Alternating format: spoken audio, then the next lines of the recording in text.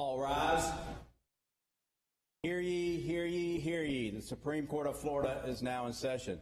Let all who have cause to plead draw near, give attention, you will be heard. God save these United States, the great state of Florida, and this honorable court.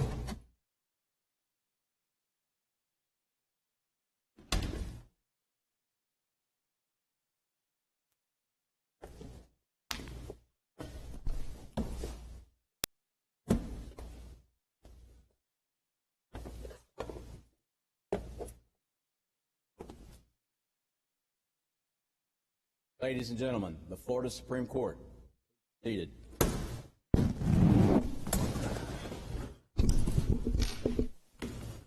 Good morning and welcome to the Florida Supreme Court. Our first case today is Johnson versus State of Florida, number 2024-0380.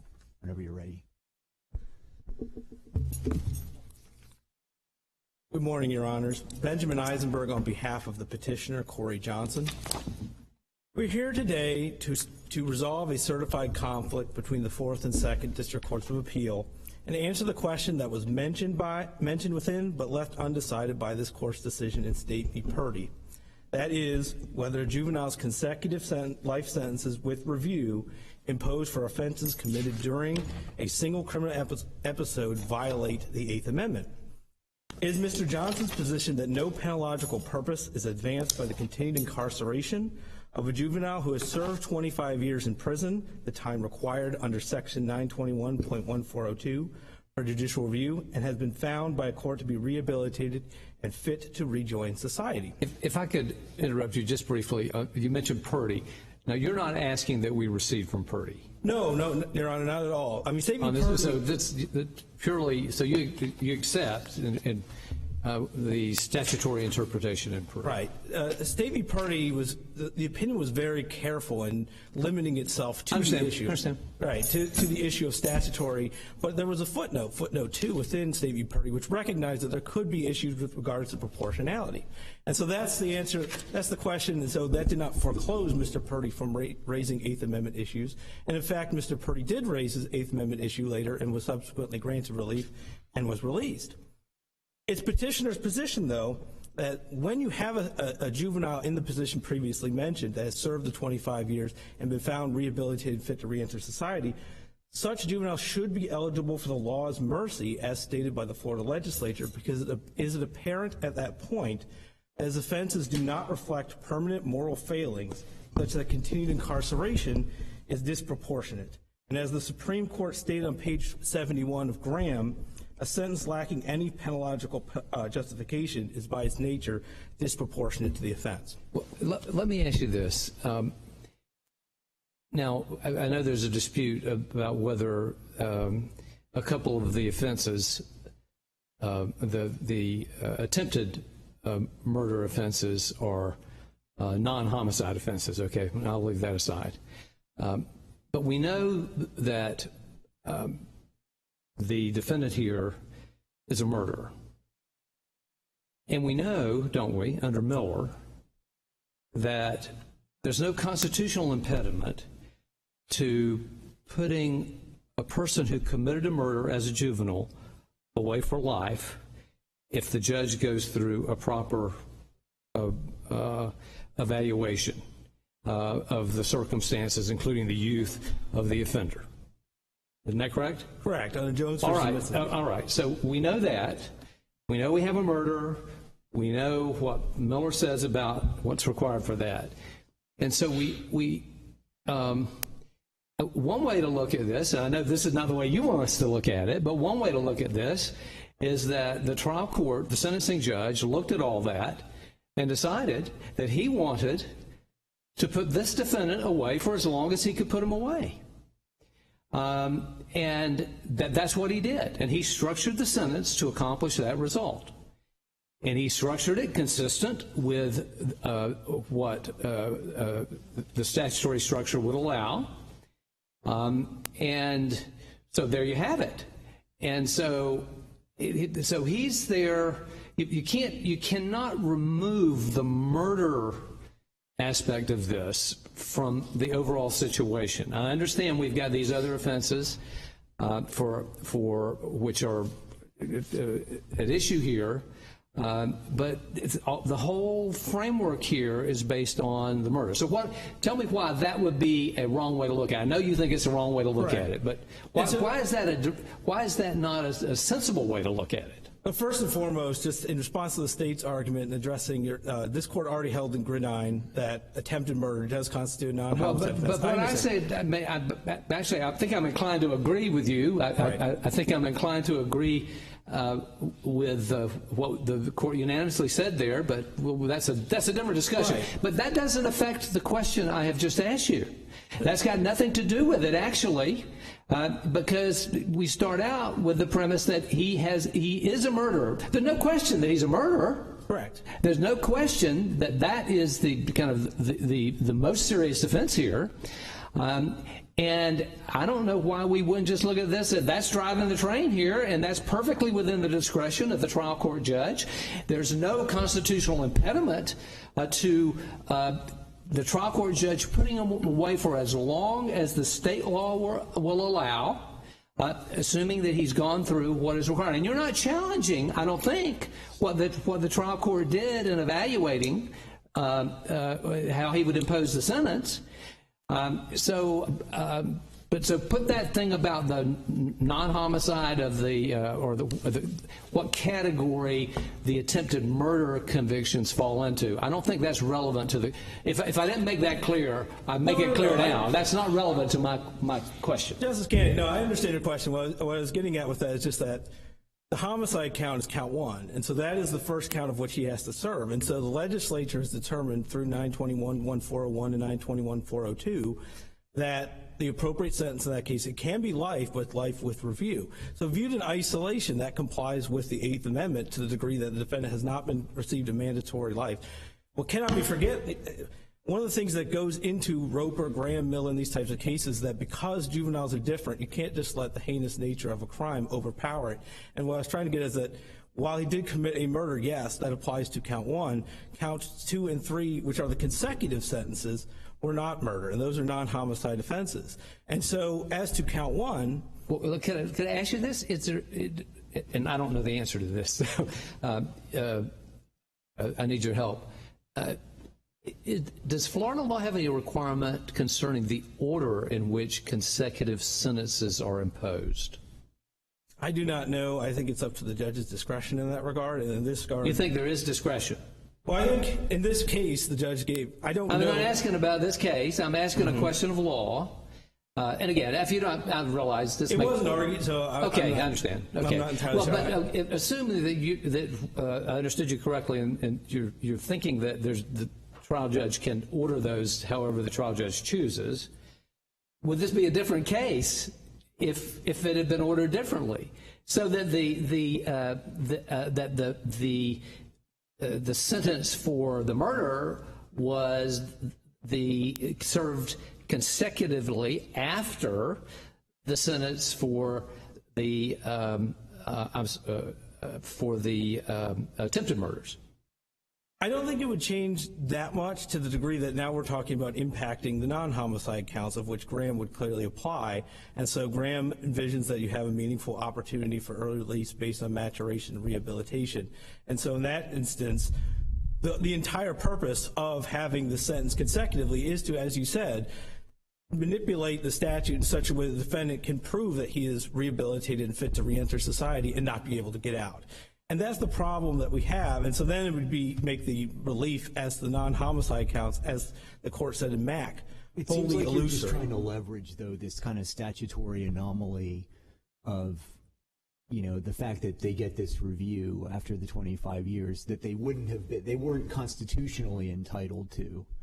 And you're using that finding of rehabilitation to then say, well, you can't have the other sentences. But it seems like the problem here is more of a kind of, maybe someone needs to rethink how that statute should be written to cover situations like this, rather than turning this kind of statutory glitch or anomaly or kind of, marginal application into a constitutional problem. Well, Chief Justice Muniz, to that degree, I disagree in that the whole reason we have these types of laws, the foundational stone basically of Miller, Graham, Roper, and these types of cases, is that the line of cases that certain punishments are disproportionate when applied to juveniles. Right, but hold on. But in the case of a homicide, the murder, all that the person is constitutionally entitled to is, at the sentencing phase, sort of a consideration of the immaturity and whatever, and then the judge still has the constitutional discretion to sentence the person for life without parole, right?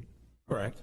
And so whatever review they're getting after 25 years here is just sort of like legislative grace. Right. And so you're trying to turn that legislative grace then into a reason why, to invalidate these consecutive sentences on the back end. Well, Your Honor, I wouldn't say that it's legislative grace. I would say that in Graham, the court left it to the states in the first instance to determine what are the proper procedures for dealing with Graham and Miller violations. This was the matter that our legislature decided. And one of the things that's important about the statutes in 921-1402 is that it's not simply a mandatory mitigation based on you served a amount of time, you're out. It requires certain findings that someone has been rehabilitated. And just to go back to what the penological rationales for punishment are, there's retribution, deterrence, incapacitation, and rehabilitation. Why do we have these? Because there's three qualities as juveniles that differentiate them from others: immaturity, vulnerability, and reformability. So what happens here with the statutes is we get to look into what someone has done over those 25 years. And whereas the United States Supreme Court has already recognized that juveniles must be treated differently, and even as recently as I quoted in Jones versus Mississippi, the court continues to say that youth matters in terms of sentencing. But when we have someone that's already served 25 years and there's been a finding that that person is rehabilitated and fit to reenter society, then the penological purposes, which already collapse as part of the Graham and Miller analysis, collapse even further, because we have a person that when you look at those deterrents, juveniles, even Roper said that there's minimal deterrence as applied to people with a death penalty. But Graham itself said that when it comes to penological purpose, including retribution, it says that when you're talking about someone who commits homicide plus non-homicide, that basically you can't really separate the homicide in the sense that whatever punishment you choose for the non-homicide is going to kind of reflect that baseline. And so I don't think that Graham itself accepts the premise that just because there's this hearing at 25 years that sort of retroactively kind of wipes out the retributional or retributive justification for the way the original sentence was structured. Well, I think Graham was saying that to the degree that when they were going through an analysis of whether this was a rare practice, they really didn't consider life sentences for non-homicide offenses where the defendant also committed homicide to the degree that the homicide had overpowered it. And that's the fear that we have in these types of cases, and that was evinced in Roper, Miller, and those types of cases.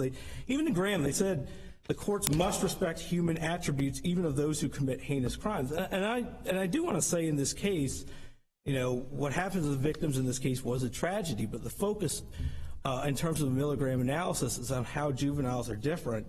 And so in terms of retribution... A lot of our discussion so far has involved sort of shifting back and forth between Miller and Graham, which, you're right, treat youth differently with respect to non-homicide offenses, and this offense, which is both a non-homicide offense and a homicide offense. So I feel like perhaps we should stop clouding that issue. Youth is different. My question that arises from that is, do you concede that Mr. Johnson will have a sentence review after 50 years? Well, under 50 years, I mean, there's also, as I pointed out in my brief, there's the administrative time in terms of actually scheduling a hearing, getting a ruling from the trial court. You concede that there will be some review at some point, right? He'll get review after 25 years of murder count, and then if he's found rehabilitated and fit to re-enter society, he'll have to serve another 25 years to get another review. How is that not the end of your Eighth Amendment argument? Because I think the analysis changes with regards to a defendant has proven to a court that they're rehabilitated and fit to re-enter society. I'm sorry, isn't it just the case that our statutory scheme could call for review in 30 years, could it not, and still be consistent with the Eighth Amendment? Right. But it could call for review in 50 years and still be consistent with the Eighth Amendment, couldn't it? Under the Miller and Graham, yes, but this was the legislature's determination. And I think it's important also. And for the murder, it could call for review never. and still be consistent with the constitutional requirements, correct? Correct, but the legislature has made that determination for these murder counts. And keep in mind, not every murder defendant is entitled to review. There are disqualifications, especially if someone has committed a prior event in another incident, but Mr. Johnson did not have any. Counsel, let me ask you something about this. That when I look at this, it seems like your whole argument is based on speculating. You're speculating about what the consequences would be if at the first 25-year review, it is determined by the reviewing judge at that time that the defendant has been rehabilitated. We don't know that that's going to happen. Well, that decision's already been made at the outset, and that was one of the problems with, like, Graham, for example, is that there could be some defendants, and Miller for that matter too, there could be some defendants who are incorrigible or irredeemably corrupt. But the problem is that decision's being made at the outset. So now it's the judge at the initial sentencing is making the decision that regardless of what he does, but what I'm suggesting is that the constitutional violation you are claiming really depends upon that first review resulting in a determination of rehabilitation, and that hasn't happened yet.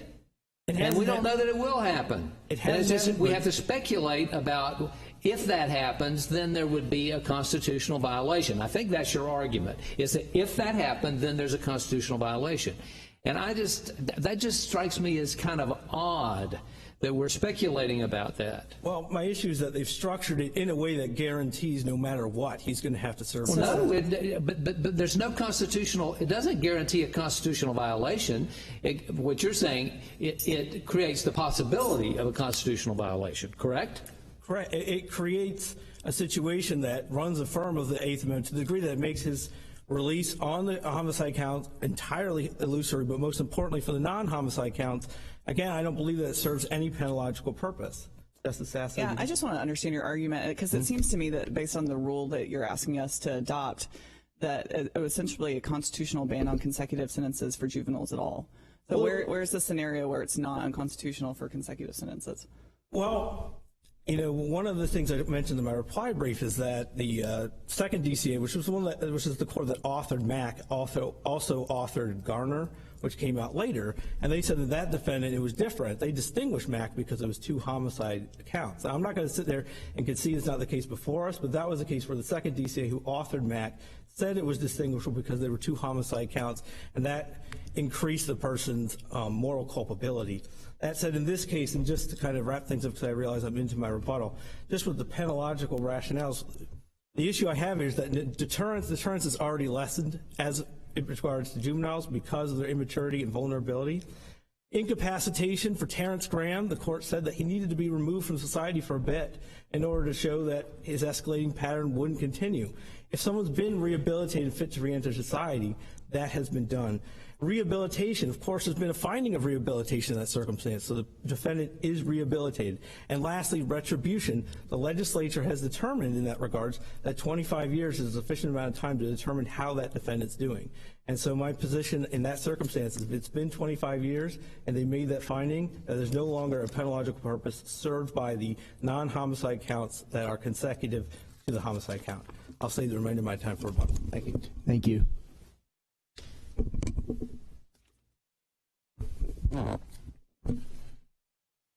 Thank you, Mr. Chief Justice, and may it please the court. Florida has a scheme for sentencing juvenile homicide offenders that is. I'm sorry, counsel, could you speak up a little bit? I don't know if that's Yeah. So Florida has a scheme for sentencing juvenile homicide offenders that is substantially more protective than what the U.S. Supreme Court's Eighth Amendment jurisprudence requires. I agree with many of the comments from the court thus far. Under Miller, the only protection that Mr. Johnson received as a homicide offender was the protection of Miller, which says that you are entitled to a discretionary sentencing hearing. He got that. Now, our statute goes farther, and it also extends some Graham-style protections that it did not have to extend. That's the point about legislative grace. And they are piggybacking on that legislative grace to try to make the point that, well, as soon as a homicide offender is found rehabilitated, that necessitates that person's release. Some of the hypotheticals, I think, show the problem with that, but in particular, taken to its logical end, their argument suggests that if a homicide offender could show that after 1 year or 2 years or 30 days that he was rehabilitated, the Eighth Amendment would necessitate his release. And there is simply no U.S. Supreme Court case that holds that. At most, there are some cases that suggest in the non-homicide context that a non-homicide offender has to have the opportunity in their natural lifetime to show that they're rehabilitated. So at best, even treating this gentleman as though he were a non-homicide offender, at some point before he reaches the age of his expected death, he would have to have the opportunity to show that. The Eighth Amendment certainly does not require his immediate release on showing rehabilitation. So I'm happy to answer any of the questions that the court may have about the core issues, but if you don't have any questions about that, I'd like to just spend a few moments trying to plant the seed on the point about Gridine.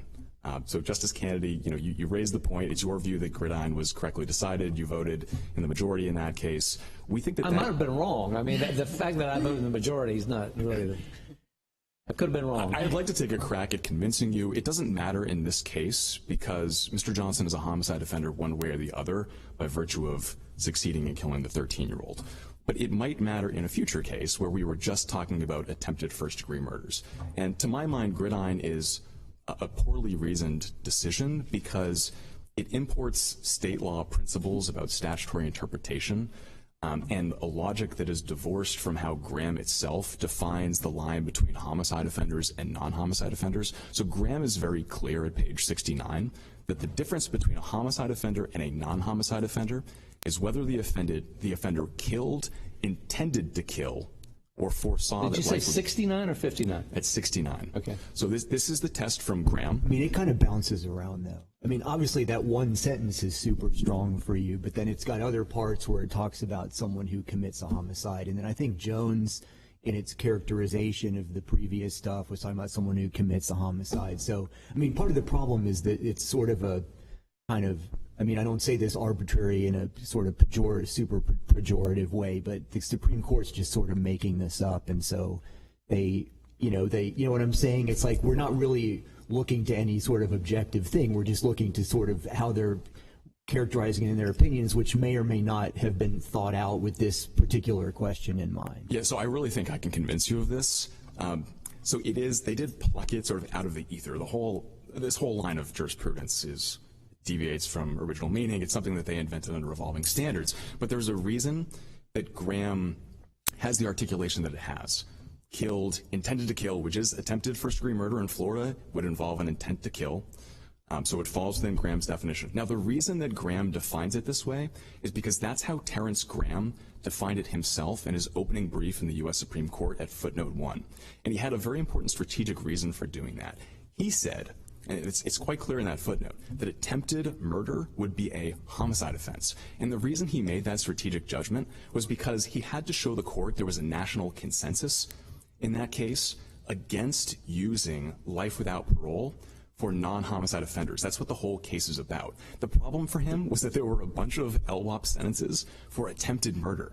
And so what did Graham do as a strategic matter? He convinced the court to define homicide offense as involving attempts, so that he could say, don't worry about those LWOP sentences for attempts. They're for homicide offenders. Well, but counsel, if we look at this in context and what's actually said there, there's a reference that points us back to Inman. And that language about killing, intending to kill, foresee that life will be taken, that comes out of this context where they're talking about murders.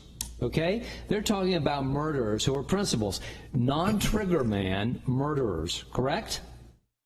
In Inman, yes. Well, but that's the whole context. That's the soil from which this comes. And so I think to look at it, and then when they go on down there and they're further talking about it, and explaining why this distinction they're making makes sense, they talk about the severity and irrevocability. Yes. Okay.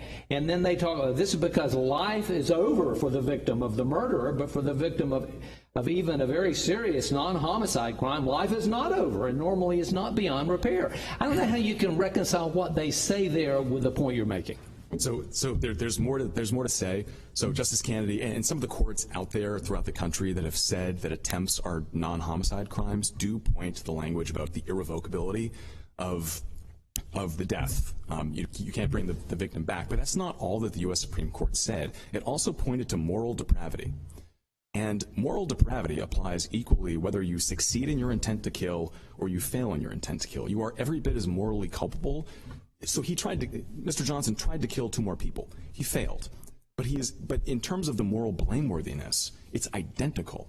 And Graham says both the moral depravity and consequential harm. So what you were pointing to is the consequential harm. But that wasn't all that Graham talked about. But let me make where do they say anything that other than this general language here on 69, page 69, and yeah, I've got it. I know what you're talking about. Sure. But where else do they say anything where they take back what they say about irrevocability, and where they take back or qualify what they say about life being over? Point me to somewhere in the text of this opinion or some other opinion from the U.S. Supreme Court where they do that. No, they don't, but they say that there are two rationales. But two additional points. So the court also relies on a study by Professor Anino, A-N-N-I-N-O. You can find it online at pages 3 to 4. It defines, and the court relies on this a number of times, it defines an attempted homicide as a homicide. It says that attempted murder is a homicide. The court relied on that study, and I think it's fair to say it relied on the definition as well. And then the last thing I'll say, and then I'll cede the floor, is that if you look at pages 80 to 81 of the court's opinion, this is where it's talking about international consensus, and it has to deal with the state of Israel. The state of Israel had imposed LWOP sentences for both murder offenses and attempted murder.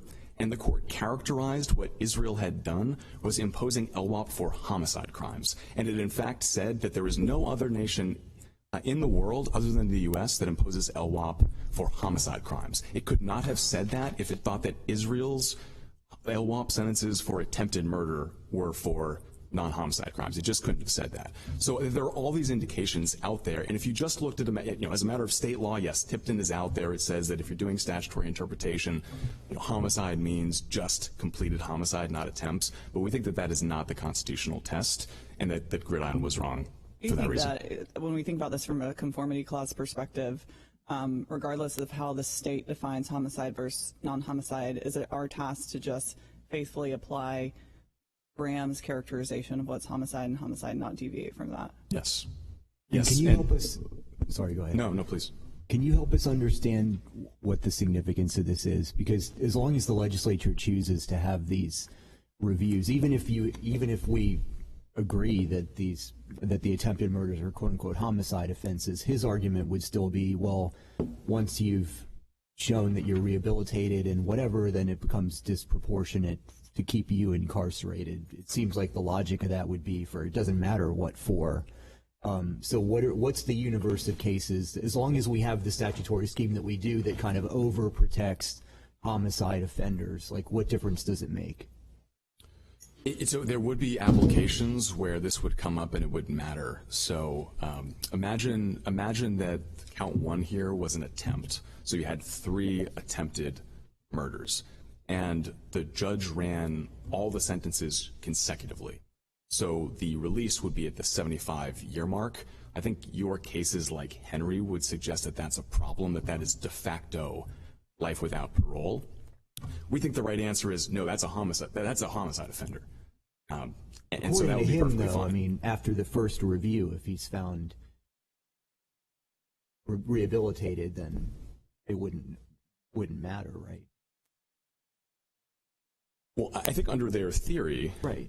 Yeah, under their theory, it might not matter. But he's got multiple arguments in this case. He's also got an argument about a 50-year minimum term being a de facto life sentence. And our frontline answer to that is, well, it doesn't matter because he doesn't get the benefit of Graham. So the point about Gridiron matters quite a bit to that threshold argument, because we could not make that argument if all of his crimes were attempted first-degree murder. We'd be more limited. We'd have to say 50 years is not de facto life as a matter of the actuarial tables. But I think, Chief Justice Muniz, there are more applications than just those. I think it has a bunch of applications, and so it would matter. But as I said at the top, you don't have to decide this issue in this case, but we do want to flag this point because it will matter in some future case, and we'll probably be back here talking about Gridiron. And we just think it's... Well, but in addition to not having to, wouldn't it be totally gratuitous for us to decide we basically accept your position? It seems like it would be totally gratuitous. I mean, we could decide this in the state's favor and uphold what the district court has done without reaching that issue. I think you certainly could. But one of the arguments that my friend has made today is he said, well, you have to treat, I think you exposed this with the hypothetical about switching the order of the consecutive sentences, but he's made the argument. What do you say about that? Yeah, I think it's a very fine point. I think it lays bare the illogic of the argument, but an additional response to my friend's point is that, it doesn't matter that the second offense that he's serving, it's just another point to say, well, even that is a homicide offense. So you could say that you don't have to, because one way or the other, Graham says that this is a homicide offender. So there are many reasons we win, and this is not dispositive, but it's something to be thinking about, I think, and in some future case, we'll be back here talking about Gridiron. So I've taken this pretty far afield. If the court has any questions on the rest of the merits, happy to discuss them. If not, thank you for your time. Thank you. Appreciate it. Your Honors, first and foremost, there's no reason to depart from Gridiron. As I mentioned in the reply brief, every court that's addressed the issue has said that it is a non-homicide offense, except for one unpublished decision from a different state. And in any event, as Justice Kennedy mentioned, Graham talks about how there's the irrevocability of death as against attempted murder. And as devastating as the offense is as to the victims of the attempted murder, they do live, whereas the victim of the murder does not. I do want to wrap up just to get back to the original point.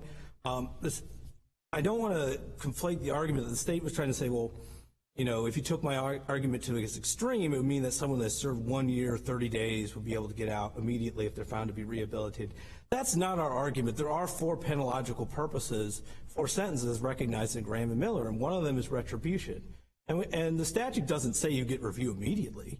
It says that in these cases, including attempted homicide and homicide, the review is after 25 years. So our argument is that's the determination. And the decision of the legislature doesn't begin certain weight. I mean, this court in Horsley said that the remedy for Graham and Miller violations is to abide by the provisions of Chapter 14.220, because that is the voice of the legislature in how to remedy these Miller-Graham type violations. But with regards to retribution, it can't be forgotten that the goal of retribution is only served if the punishment imposed is warranted by the offender's true level of depravity. So here it's not 3 homicide offenses, it's 1 followed by 2 homicide offenses. And if that person has been found to be rehabilitated, then while society is entitled to impose severe sanctions on a juvenile offender, 25 years day for day is a very serious penalty to express its condemnation for the crime and to seek restoration for the moral imbalance. The heart of the retribution rationale is that a criminal sentence must be directly related to the personal culpability of the criminal offender.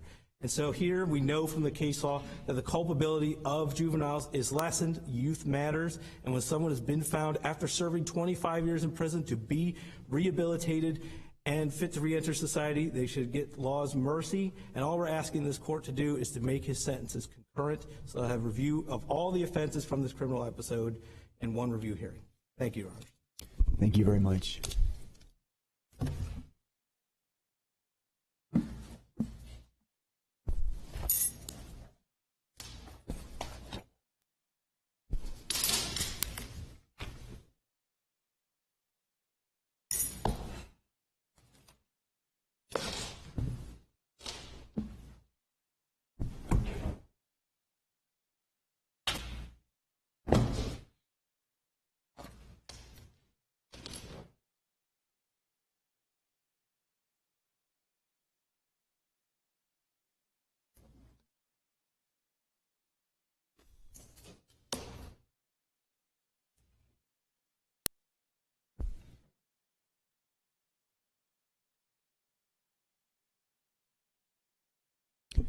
Okay, our next case is Craven versus State of Florida, and the number 2024-0251, and Craven versus Secretary, Department of Corrections, 2024-1181. Whenever you're ready.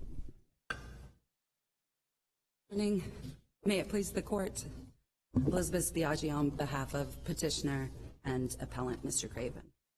This morning I'd like to focus on three claims from the brief. That's claims 3, 5, and 6, which are all claims of ineffective assistance of counsel.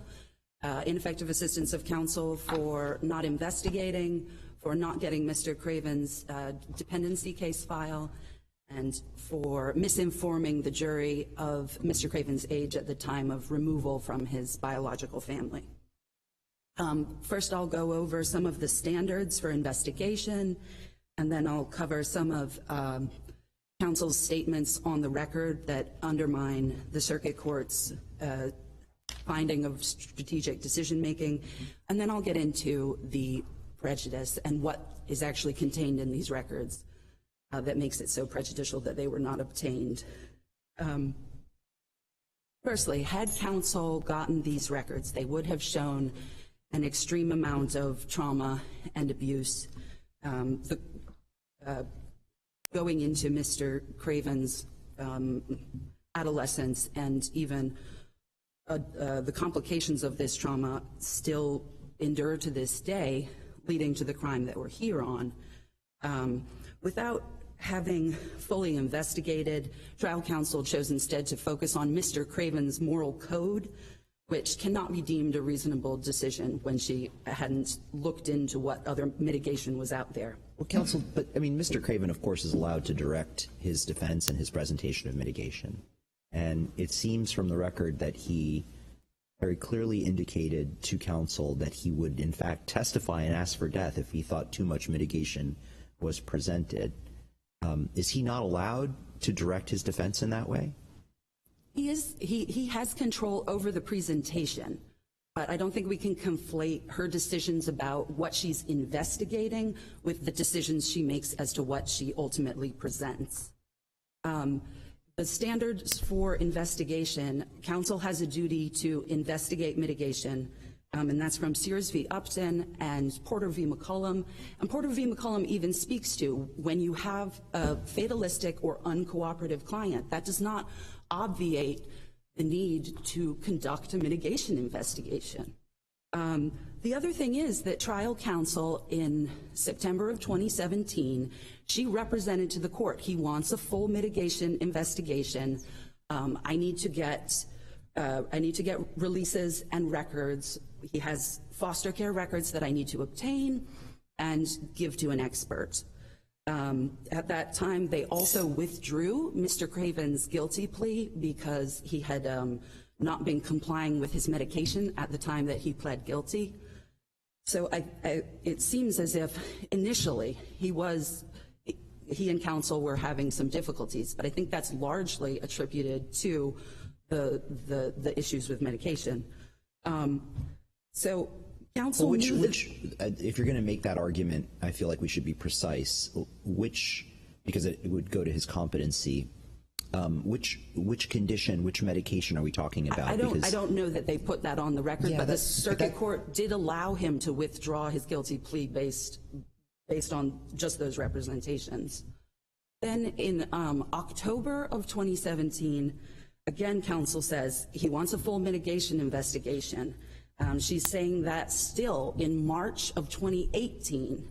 The trial takes place in June of 2018, and in that interim, there's no update from her that he's flip-flopped or changed his mind about wanting that full mitigation investigation. She also testified at the evidentiary hearing. She testified that early on, she sat down with him and she said, I understand you can control what I present as mitigation, but I still have a duty to investigate, and I'm going to need you to sign releases in order to do that.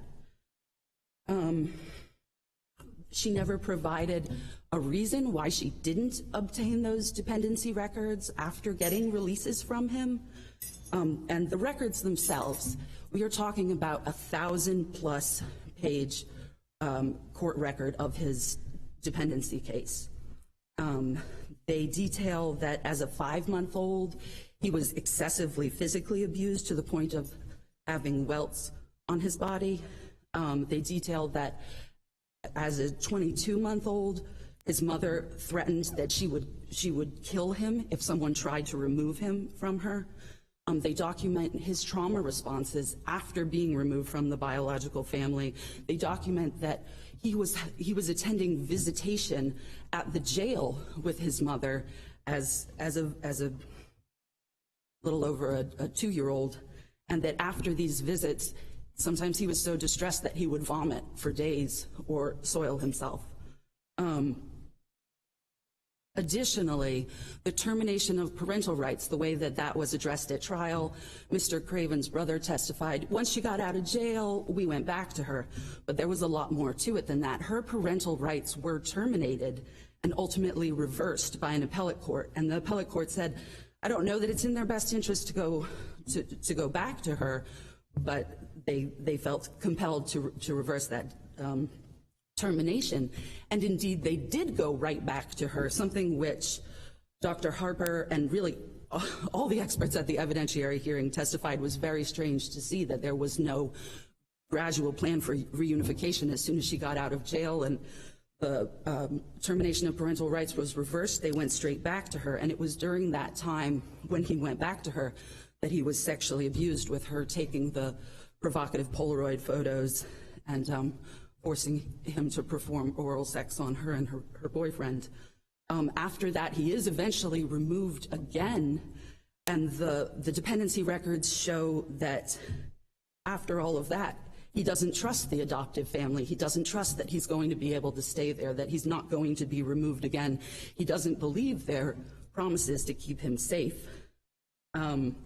Without these records at the trial level, Dr. Harper was confined to sort of testifying in generalities. She acknowledged at the evidentiary hearing that she's a cautious diagnostician, and that without concrete data points, she would not have gone as far as diagnosing him with complex trauma and explaining what that was to the jury. As far as the generalities versus specifics, she told the jury that children have difficulty when they're separated from their caregiver. She wasn't able to give specific examples from the record, that he was having nightmares for a year and a half about his brother being beaten. He was waking up screaming in the night. He had these feelings of hypervigilance and was worried about what was still happening to his other siblings. He would make his foster mother strip down his bed every night and show him that there were no bugs in it. Also, the prior foster placement, they did allude to that at trial, but Dr. Harper even testified that she was under the impression that was an emergency placement that was fairly brief. But in fact, that was a year and a half that he was in foster placement before being moved to the Cravens, and he bonded with those caregivers and ultimately had to be removed because they were not able to handle his emotional needs. Counsel did not have the 1,000-page file, but she did have 15 pages or so of a predisposition report that dealt with the very first removal of Mr. Craven from his family. This report has a date on it for when he's removed. It also lists his birth date. Counsel had then calculated to the side that he was 11 months old at the time. But that was, in fact, an error. He was a year and 11 months old, so nearly 2. In the circuit court's order, he reduced this to just a mathematical error, but that sort of overlooks the fact that this is a whole other year that he's in that toxic environment, and also that he's at a much more impressionable age. He's 2. He's walking and talking and really taking in his environment at that point. All of the experts, the state expert included, acknowledged that, yes, the longer period of time in that toxic environment would have made a difference, and especially for diagnosing complex trauma, which deals with repeated traumatic events. And complex trauma differs from PTSD in that it actually affects brain structure. It affects the 7 domains of attachment, biology, behavioral regulation, emotional regulation, cognition, self-concept, and defensive functions. And so it literally changes the way that your brain's structured, and there are cognitive impairments that go along with this, overdevelopment of emotional aspects of their brain. Basically, when people with complex trauma are flooded with emotion, it impairs their ability to think rationally. Dr. Becker-Weidman testified at the evidentiary hearing to this, and he also pointed in the records to evidence that Mr. Craven had a speech impediment early on, and that he has this ongoing seizure disorder, which are likely signs of the complex trauma and the brain issues. He never received treatment for complex trauma. He was Baker acted, he was medicated for ADHD, but I think one of the doctors put it well in saying that, if you have lung cancer, all the treatments in the world for COVID are not going to help you, right? And Dr. Pritchard acknowledged that too, that like medication for an ailment he doesn't have is not going to ameliorate things. Ultimately, the jury was deprived of hearing all of this, and regardless of whether they found the mitigation outweighs the aggravation, they can still vote for life, and they can still have mercy for Mr. Craven. And given his childhood and the extreme trauma that he went through, I think the jury would have found that's exactly what he deserves. I'll save my remaining time for rebuttal.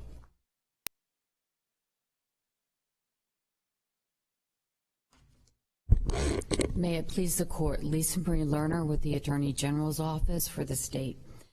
Essentially, the ineffective assistance of counsel claims boils down to two things. The attorney failed to get the complete department dependency file, and that the post-conviction counsel disagreed with her mitigation strategy. On all of these claims, including the three that my compatriot here spoke on, she failed to prove prejudice in the post-conviction court. One, no new mitigation evidence was presented during the evidentiary hearing. Two, none of the experts, either Dr. Harper or Dr. Pritchard, changed his or her opinion or diagnosis based on the new information. And three, the aggravators in this case are particularly weighty. Mr. Craven was in prison on another first-degree murder.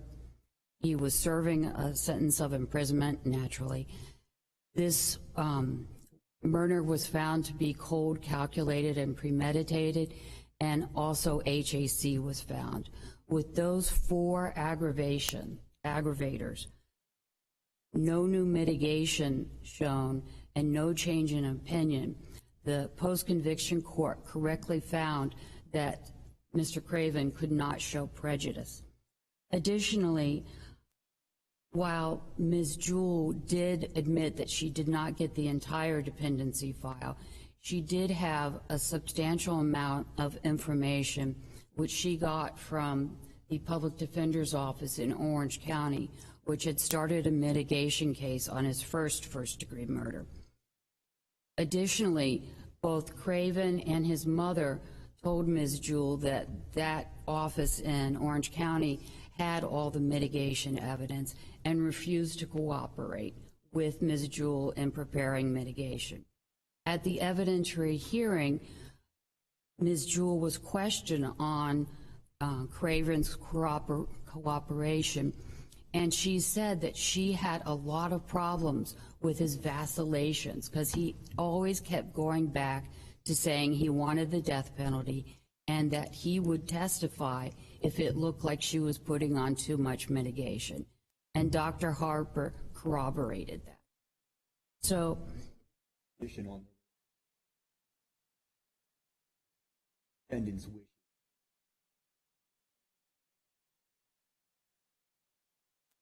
Some sense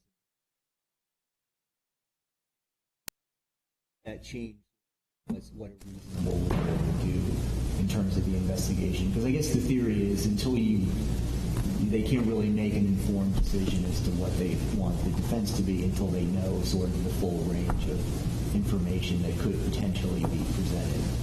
Well, Ms. Jewell did have the full range of information. She did not necessarily have individual details all the time. And my opposing counsel mentions thousands of pages of dependency files. However, most of that was just subpoenas and paperwork. In fact,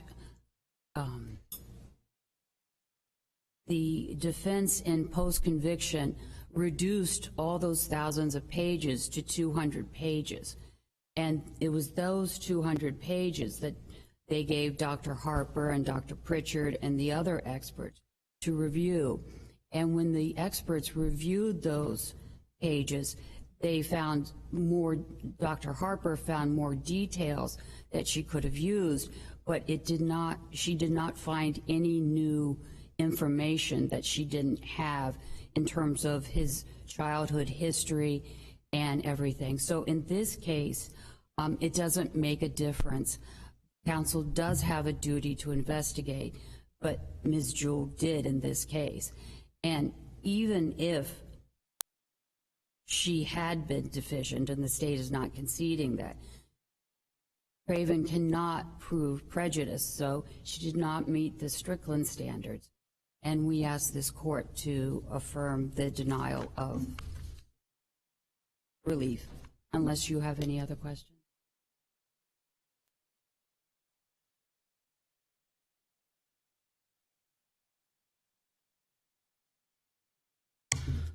Just a couple points. Ms. Jewell did testify that had she had the dependency records, she would have used them. And I think that while the state expert's overall opinion did not change, there were many things that he acknowledged from the dependency. How do I reconcile what you just said with the multiple references that she made to walking a tightrope? She was never that categorical in saying, I would use them. She instead said that she was trying to strike a balance between putting on the mitigation evidence that she felt she would put on, you know, in her judgment, but also attempting to abide by her client's directive that he would affirmatively take the stand and seek the death penalty if she went too far. So I'm not sure I see in the record what you just said about a clear decision that if she had the file, she would use it till its full extent. I think that her statements about the tightrope, I believe that's a post hoc rationalization. In all other instances, she put her communications with Mr. Craven on the record in court. You know, she let the court know he wants a full mitigation investigation. I have a hard time squaring her candor with the court on those issues. With if he was really trying to limit the presentation, I believe she would have put that on the record as well. Additionally, sorry, I do want to get the site for you where she acknowledged that she would use the. I believe you that, Okay. I believe you. I'm sure that she wanted to, but that's not really the issue in the case. The issue in the case is that he didn't, or at least he went back and forth between wanting to and not.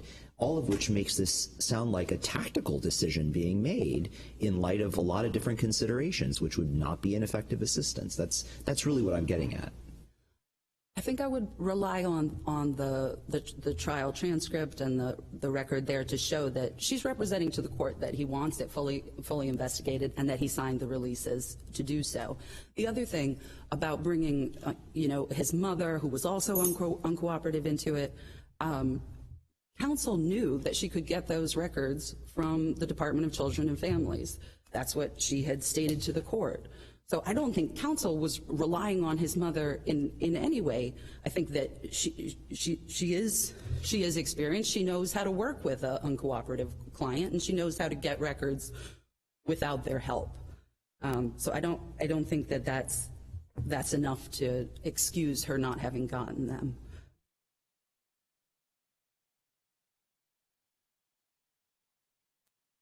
Focuses on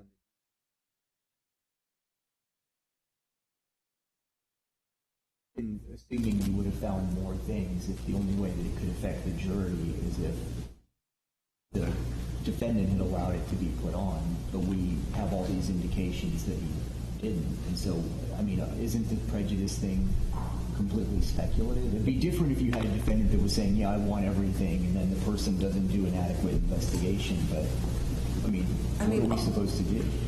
All we really have is her testimony that he didn't want it put on. What's on the record is that he wanted a full mitigation investigation and that he was cooperating and signed the releases for her to do that.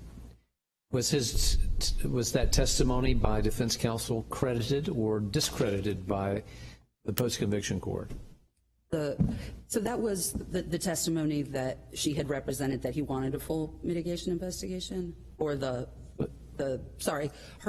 thing about the tightrope. Yes. The circuit court did rely on that heavily. Okay, well, so I understand you think it's post hoc, you don't like it, you think you don't really believe it, but you're not the fact finder, and the fact finder credited it. So that's a problem, isn't it? I think it's a bigger problem that it's undermined by the actual record, right? That she's said contrary things multiple times in court, saying he does want a full mitigation. So I think it sort of undermines the competent, substantial evidence finding that would support the circuit court's outcome. I feel like that is undermined by the record itself because of her prior statements. And certainly when clients waive mitigation, usually there is a colloquy about that, right? And I would also point out that the predisposition report that she had was not given to the jury. It was introduced at the Spencer hearing, which similarly she could have done with the whole dependency file if there was this, tightrope that she was walking between what the client wanted and what was the right thing to do. I would ask, if there are no other questions, I would ask this court to reverse the circuit court's order and order a new penalty phase. Thank you. We're adjourned. All rise.